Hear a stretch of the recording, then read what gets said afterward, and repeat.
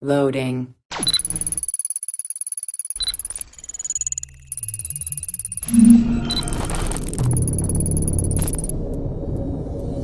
Welcome to Access the Animus. Hello everyone and welcome to a very particular video here on Access the Animus. In the following minutes we want to take you with us as we try and solve one of the big mysteries of Assassin's Creed Valhalla. In fact, we'll focus on something that was introduced with this game and that we never had before in such a structured way, that is the Isu Language. As you might have seen in the present day part of the game, after completing some specific story arcs and some side activities, Layla will unlock 7 files that can be found in the SecureShare folder of her laptop, where players are then able to access the translations of a few messages written in the Isu language that were found in different locations of the world. What you might not know is that the same language also appears on various objects of the collector's edition of the game, and differently from the in-game files, they are, very interestingly, without translation. Now, you may think that we're going to give you a general idea of what this language is and where you can find it, but no, that is not the case. We actually plan to teach you how to translate it. Mad, isn't it? Yeah, we know, but we still had so much fun while cracking it that it would be a shame not to share that fun with you all. For those of you who were in this community a few years back, cracking this language gave us the same feeling of solving the Assassin's Creed Initiate's riddles, so if you're interested in understanding our take on this language, we suggest you to sit down, relax but not too much, and follow us as we try and learn the words of the ones who came before. In the past, you might have been envious of the Lord of the Rings fans or the Star Trek fans because they had their own language. What, you haven't? Well, that's not the point, because the Assassin's Creed developers, and in particular Antoine Henry, designer at Ubisoft Singapore, finally got you covered anyway, and created a proper coded language for the Assassin's Creed franchise.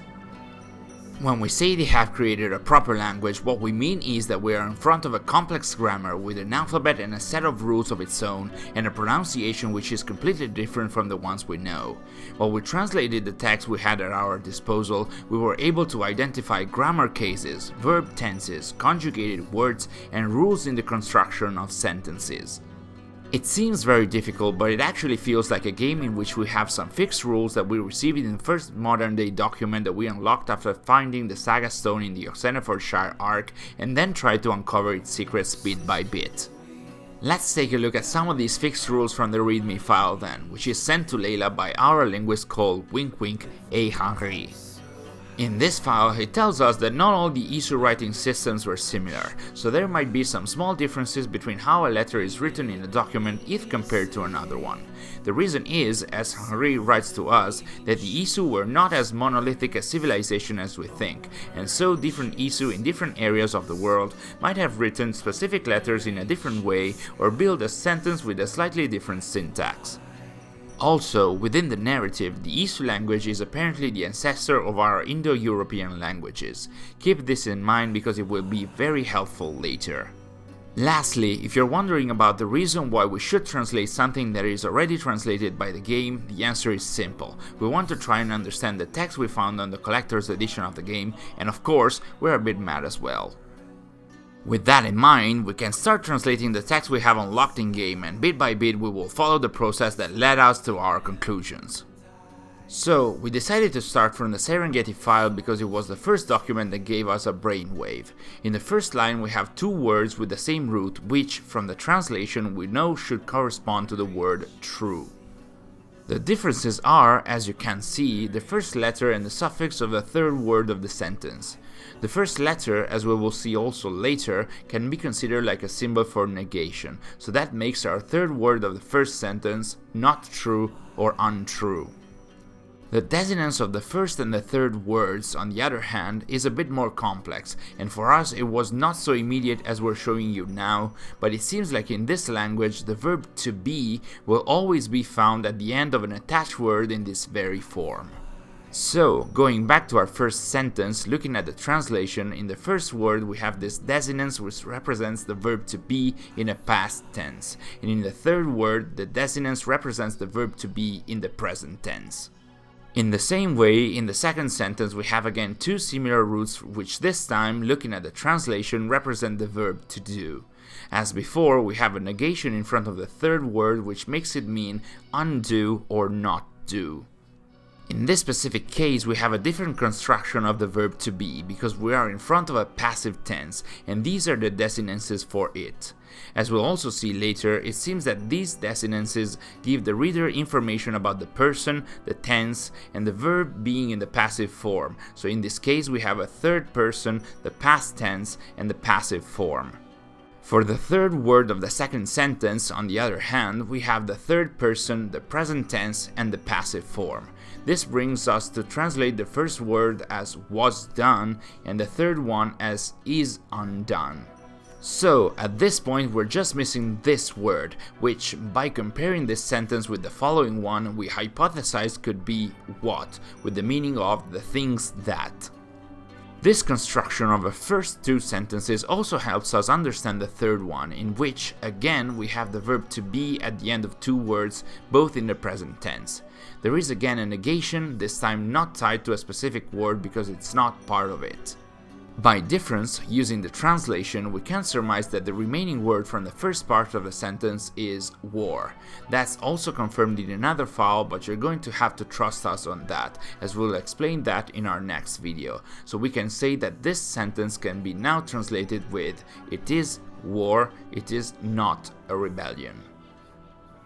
By this point, in the last sentence, we were able to recognize only the verb by its suffix, which told us that it was in a passive form, present tense, and we guessed in the third person plural, which was then confirmed by other files. So this means are summoned. In order to finish translating this sentence though, we had to jump to the Xian file in which we focused on the first three sentences. Try not to get distracted by the numbers, we'll get to see them in our next video.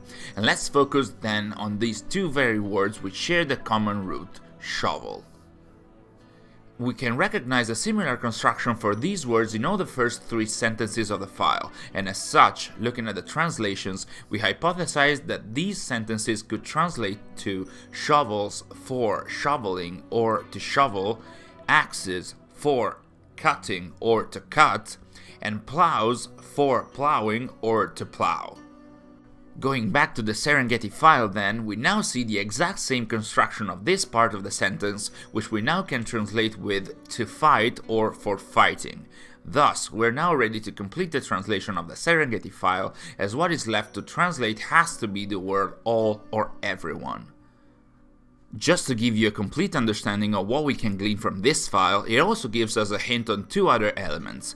The first one is the use of prepositions. In fact, it seems that prepositions in the Isu language, in this case for or to, are placed after the verb or the word that they refer to. This will be important in the next file, so if you haven't fainted yet, keep that in mind. The second element is that this file helps us understand how to translate the words written on one of the achievements of the game. Yes, if you haven't noticed yet, there is also an achievement for Valhalla called the Hidden Truth that features a picture containing more Isu language. As you can see, here we have again the root of the word true, but in this case, as the name of the achievement seems to suggest, it should be truth, and as such a noun with a different suffix. With the next file, we'll also be able to understand this other word, which, with a little spoiler, we can tell you it represents the word hidden, but let's go by steps. We completed Serengeti, so we went back to the Xian file we had already started working on. As mentioned earlier, the first three sentences are more or less translated. What we miss are the numbers that you can see in the text. We're not going to explain how the Isu numeral system works yet, but we will get back to it in our next video. Just know, because it will be useful in the next files too, that numbers are always introduced by a small dot. As we said before, the first three sentences should then translate to this. Number 2800 shovels to shovel, number 1750 axes to cut, number 880 plows to plow. From these words, we can also hypothesize that in some cases the plural words may be represented by this symbol, and as we'll see, it happens fairly often in other files as well. When we faced the next sentence, we got a bit stuck because we didn't have any clue on how to recognize the verbs or any of the other elements provided in the translation. As we mentioned before though, we had the picture of the Hidden Truth achievement, and thanks to that we noticed a similar root between these two words. We guessed then that this was hide in the imperative form, and as such, this word with the same suffix had to be lock in the imperative form. After that, we gave this word between the two verbs the meaning of or, and we were left with the first part of the sentence. We hypothesized for this to be them because we saw a similar word in one of the two Astonage files that we hadn't translated yet, but that showed the word there in a few occasions. We then just missed this word, which again we guessed was the subject of the sentence, and as such, you.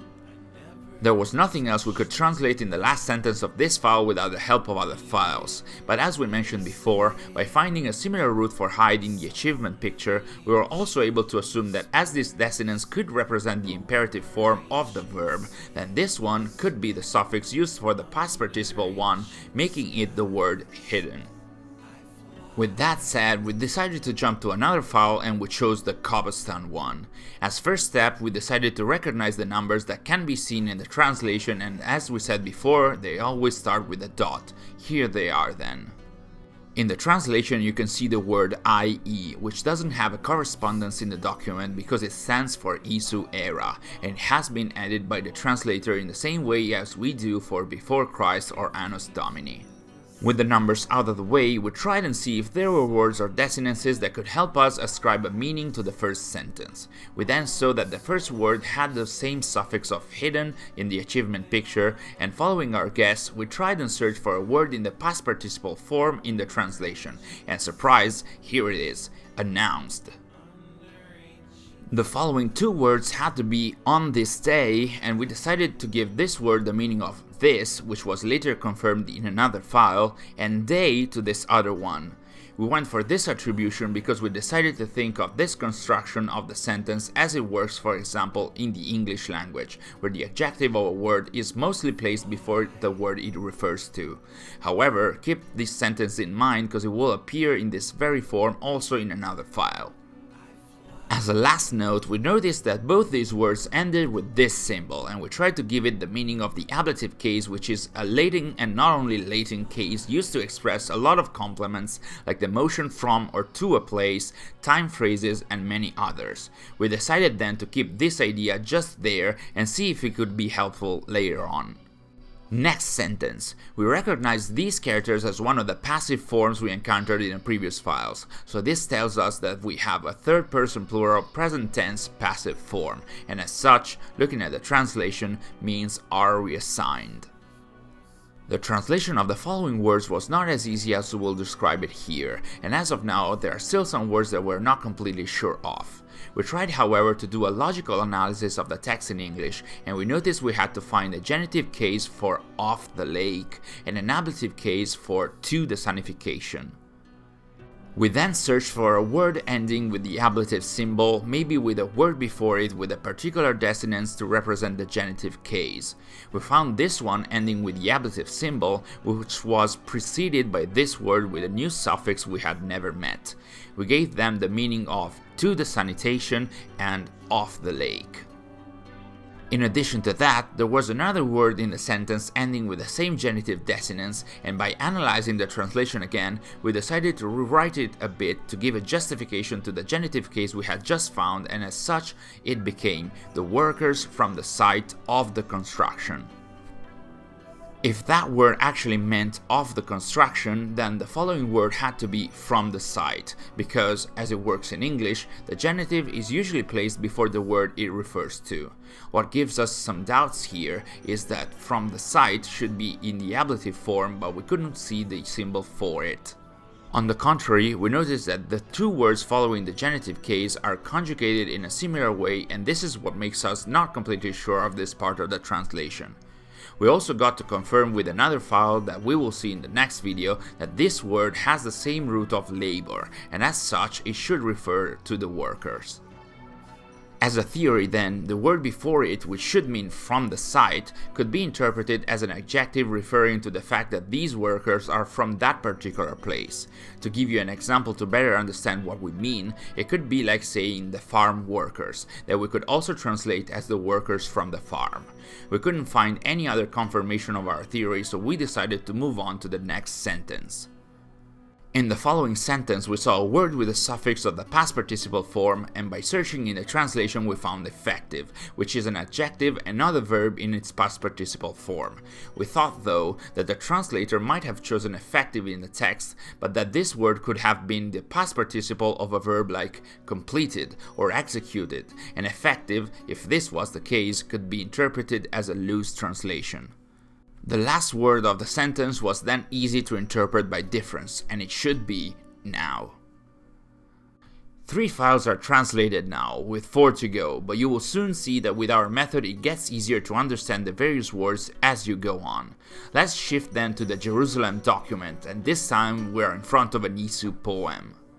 As usual, we're searching for the verb, and we identify it with this word.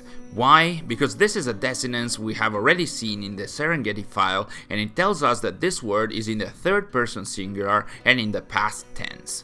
Thus, looking at the translation, it is shown. Take a look at the root of this word because it will be useful in the following document. Also, we have already met the first word of the sentence. It looks quite different because it is conjugated in a different way, but that is the root of the word this, as we saw in the Kabistan document. If this is correct, then the following word must be son, because as we said, the adjective always refers to the word that follows. We are then missing 2 words, but one of them is among the ones that we were not able to translate in the Chan file, and by searching for common words we decided to attribute the meaning of inside to this word, and as a consequence the meaning of warmly to this one. We were not sure of it, but we also chose to consider this final symbol as a way to represent the presence of an adverb. The first word after the comma, then, has the same root of a word that we have just translated, warmly, and by association that gives us the possibility of giving it the meaning of burning. As we have seen a few times now, the next word is the one the adjective burning is referring to, and as such it should be sight. Moving on to the second line of the poem, we can see a word we already know, this one, which means lake. More specifically, the word is translated as in the lake, and that is confirmed by the symbol of the ablative case at its end. We then have of tears, which should be a word in the genitive case, placed before the word lake, and in fact we have a genitive desinence on a plural word. At the beginning of the line, we find another known word which is now, and that we have just learned from the Kabistan file. Easy peasy and not confusing at all until now, right? At this point, the Kshan file comes to our aid once again for 2 reasons. The first one is that there is another shared word between these 2 documents, and it is this one, to which we attribute the meaning of I. The second one is that they both give us the chance to understand that when a verb is conjugated at the first person singular in the present tense, its desinence looks like this.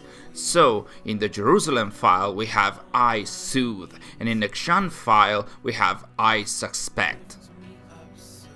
Going back to Jerusalem, we just missed one word, which is the direct object of the verb, the wound, which is necessarily this one.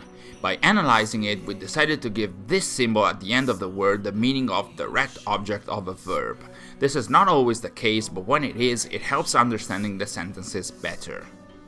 Now, with all these new things we have learned, we can also complete the translation for the Kshan file. So this is I, this is the verb suspect, this is inside, and as we have learned from the file about plows and shovels, the preposition goes after the word it refers to, so this word should be from.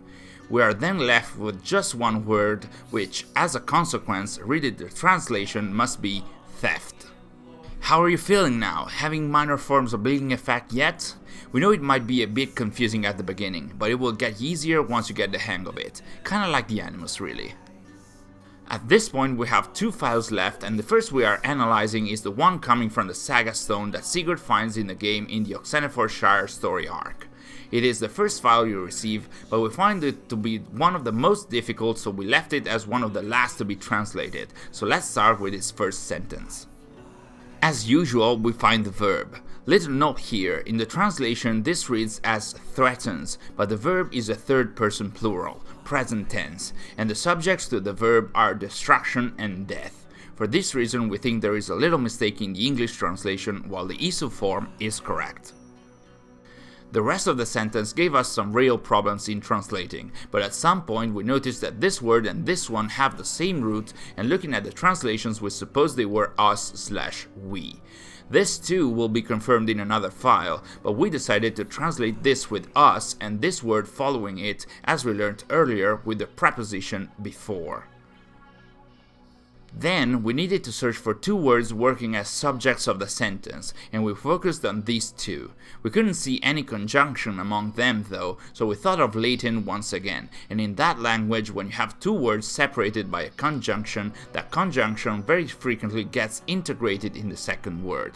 By searching for that kind of word, we noticed this, and we decided to give it that meaning. Very surprisingly, even this theory gets confirmed in another file that we'll see later, so in this case the conjunction would be this one. We then got to understand that these two words are death and destruction. We now have one word left in the first sentence and we are not sure how to translate that. As of now, we decided to give it the meaning of when, even if it is a very strange positioning for it. We notice the word has the root of the verb do, but it doesn't make any sense in that place, and for this reason we decided to stick with when. Moving on to the second sentence, as usual we search for the verb first, which we can find thanks to its desinence, third person present tense. This is not a form we have met before because it is a present continuous, and as you can see we have another symbol showing us that this is a different form than usual. With the verb explain, we find two more words with the same root of two other words that appear in the Jerusalem file. Sun, which tells us that this word must be solar or better of the sun, being it in a genitive case, and shine, which pushes us to consider this word as the flare from the translation.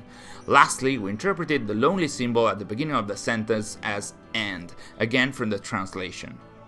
Last sentence, we have our subject, we, as we decided before, a plural word in the genitive case which should be of the futures, a word in ablative case which should be the calculator, followed by its preposition that we translated as to/towards, and lastly the verb, which shows how a verb gets conjugated when it is present tense, first person plural. That was so much easier, wasn't it? Well, let's try and crack the last file, the Stonehenge one. In this case we have two short inscriptions that you find in the spoiler vault under Stonehenge, where you can find Excalibur. One of them is written by the Isu Morrigan and one of them is written by the Isu Lug the Polymath.